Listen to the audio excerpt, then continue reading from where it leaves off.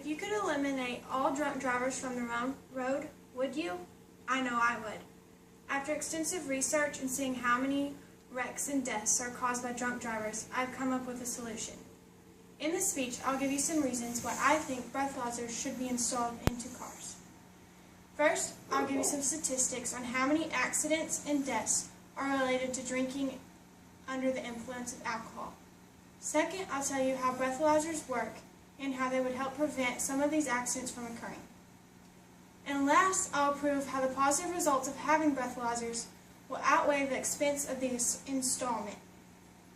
Let me begin by sharing some data that will support my thesis statement. The amount of deaths caused by drunk drivers is an extremely high number in the United States each year. In the years 2010 and 2011, Texas had the most fatalities when compared to all the other states. Over 1,200 people were killed in an accident involving alcohol in the year 2011 in Texas. The state of Florida had the second highest number of fatalities as a result of driving under the influence of alcohol. In the year 2011, they had just over 700 deaths.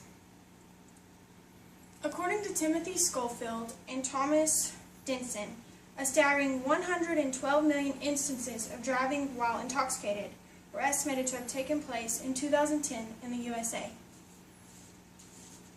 Around 10,000 people died in traffic accidents involving alcohol in the United States in the year 2010 and 2011. The thousands of deaths caused by driving while intoxicated could be eliminated easily by installing breathalyzers in cars. Next, I will share with you some information on how breathalyzers work in prevention of accidents and death. Breathalyzers are installed in cars to prevent anyone who has been drinking to not be able to start a vehicle. Car breathalyzers, or ignition interlock devices, are small devices about the size of a cell phone that are connected to your vehicle's ignition system.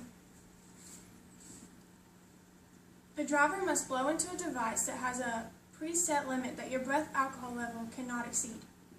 If your breath alcohol level exceeds the preset limit, the vehicle will not start, thus preventing drivers under the influence of alcohol from endangering themselves and others on the roadways. Another kind of breathalyzer, according to McNamara, there is a breathalyzer that attaches to a keychain and won't let the car start if it senses too much booze, an appliance that beams light on a driver's skin and analyzes the light that is returned, and special steering wheels and a gear shift levers. Someone who has not been drinking could easily start their car, but an intoxicated person would have to call someone for a ride, take a bus, or find a taxi. Breathalyzers would prevent intoxicated people from driving around irresponsibly and taking their own or an innocent person's life. Although some people might feel this is an inconvenience, a little inconvenience could save many lives. Last, I will give you information to support how the positive outcome overshadows the expense of a breathalyzer. Drunk driving costs each American an average of $500 per year due to increases in automobile and medical insurance. Installation of breathalyzers in all vehicles would eliminate this expense from the society. According to Stivers and Bichterveld, the age group between ages 18 and 24 has a particularly high percentage of drinking under the influence, leading to automobile accidents and deaths. When people of any age get behind the wheel intoxicated, the increase in accidents results in added expenses for many. People who are not even involved in the accidents end up incurring extra expenses as a result. Those involved in the accident end up incurring extra expenses as a result. An excessive amount of medical and repair expenses, as well as a loss of work time. Victims of automobile accidents can also suffer long-term to permanent disabilities. These disabilities can result in an increase to all taxpayers to assist these people if they are no longer able to work and take care of themselves. There is also a need for an increase in police patrol on the roads, especially in the evening and weekend hours, to monitor for the possibility of drunk drivers. Breathalyzers would reduce the need for the numbers of police patrol required on the roadways now.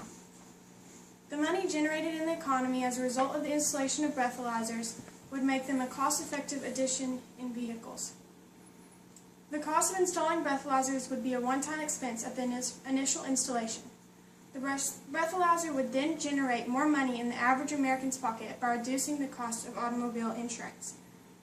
Automobile insurance premiums are as high as they are due to the massive numbers of accidents that occur as a result of people driving under the influence.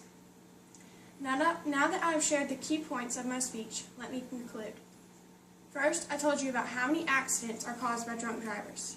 Second, I told you how breathalyzers work to prevent drunk drivers from getting behind the wheel.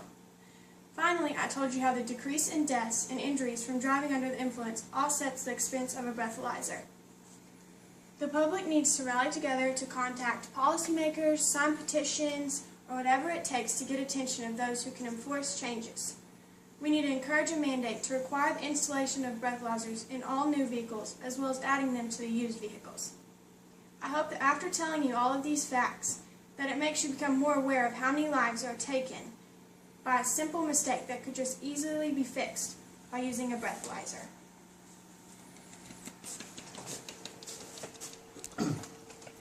Oops, my finger's on it.